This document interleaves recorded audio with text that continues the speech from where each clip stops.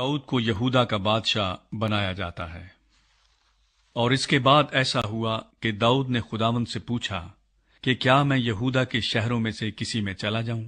خداوند نے اس سے کہا، جا۔ داؤد نے کہا، کدھر جاؤں؟ اس نے فرمایا، حبرون کو۔ سو داؤد ماں اپنی دونوں بیویوں یزرائیلی اخینوئم اور کرملی نابال کی بیوی ابیجیل کے وہاں گیا، اور داؤد اپنے ساتھ کے آدمیوں کو بھی ایک ایک کے گھرانے سمیت وہاں لے گیا، اور وہ حبرون کے شہروں میں رہنے لگے۔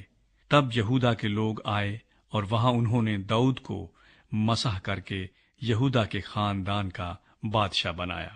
اور انہوں نے داؤد کو بتایا کہ یبیس جلاد کے لوگوں نے ساؤل کو دفن کیا تھا۔ سو داؤد نے یبیس جلاد کے لوگوں کے پاس قاصد روانہ کیے اور ان کو کہلا بھیجا کہ خداوند کی طرف سے تم مبارک ہو، اس لیے کہ تم نے اپنے مالک ساؤل پر یہ احسان کیا اور اسے دفن کیا۔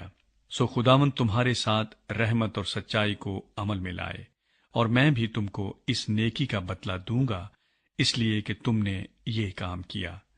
پس تمہارے بازو قوی ہوں اور تم دلیر رہو، کیونکہ تمہارا مالک ساؤل مر گیا، اور یہودا کے گھرانے نے مسح کر کے مجھے اپنا بادشاہ بنایا ہے۔ اشبوست کو اسرائیل کا بادشاہ بنایا جاتا ہے۔ لیکن نیر کے بیٹے ابنیر نے، جو ساؤل کے لشکر کا سردار تھا، ساؤل کے بیٹے اشبوست کو لے کر اسے مہانیم میں پہنچایا، اور اسے جلاد اور آشریوں اور یزریل اور افرایم اور بنیامین اور تمام اسرائیل کا بادشاہ بنایا۔ اور ساؤل کے بیٹے اشبوست کی عمر 40 برس کی تھی جب وہ اسرائیل کا بادشاہ ہوا، اور اس نے 2 برس بادشاہی کی۔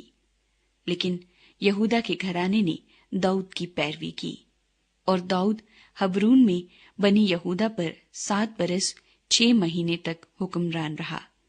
پھر نیر کا بیٹا ابنیر اور ساؤل کے بیٹے اشبوست کے خادم مہانیم سے جباؤن میں آئے، اور زرویا کا بیٹا یوآب اور داؤد کے ملازم نکلے اور جباؤن کے تالاب پر ان سے ملے، اور دونوں فریق بیٹھ گئے، ایک تالاب کی اس طرف اور دوسرا تالاب کی دوسری طرف۔ تب ابنیر نے یوآب سے کہا، ذرا یہ جوان اٹھ کر ہمارے سامنے کھیلیں۔ یوآب نے کہا، اٹھیں۔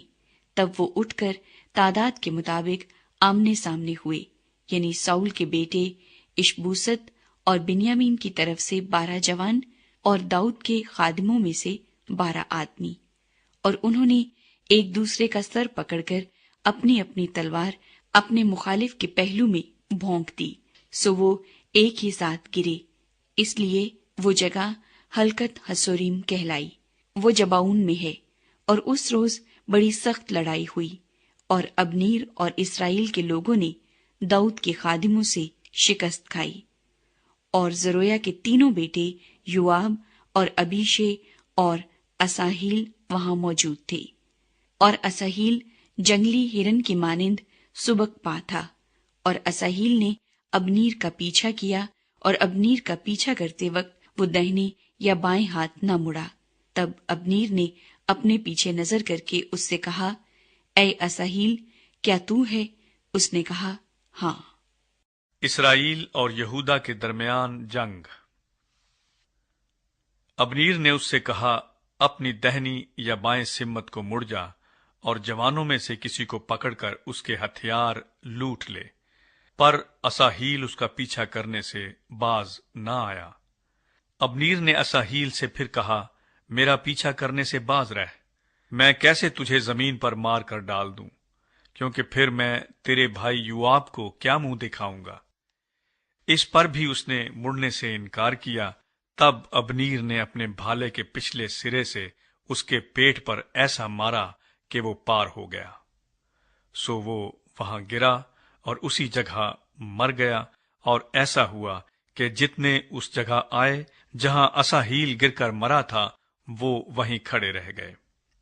لیکن یوآب اور ابیشے ابنیر کا پیچھا کرتے رہے، اور جب وہ کوہ اما تک جو دشت جباؤن کے راستے میں جیاہ کے مقابل ہے پہنچے تو سورج ڈوب گیا، اور بنی بنیامین ابنیر کے پیچھے اکٹھے ہوئے اور ایک دستہ بن گئے اور ایک پہاڑ کی چوٹی پر کھڑے ہوئے۔